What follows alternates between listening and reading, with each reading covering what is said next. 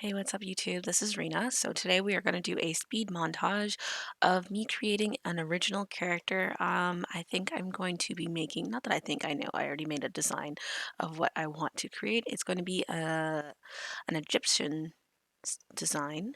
I'm just not sure what I want to do with the hair yet. If I wanted to leave it like a darker color, a lighter color. Her hair's not going to be curly, so the only thing I've done so far is change her eye color and obviously her skin tone, and I prepped the outfit that I would like to use for the creation of this character. So let's get into it and see what I create. Sit back and enjoy the music and have fun. Okay, see you in a bit. A quick disclaimer, I never went to school for digital art, so this is me just practicing and just learning on how to do such things as digital art. Uh, I always just like drawing, so yeah, if you're seeing some of the techniques and you actually have went to school for digital art and realize that I'm kind of going in a backwards way about it, yeah, I'm not surprised because I'm just literally just trying something new and just going with the flow. So if you like what I do and if you have other pointers for me, please feel free to just like mention some tips and tricks because that'd be great. I love learning. I love learning anything that's like technical related. So yeah, feel free to drop that down in the description below and let's carry on.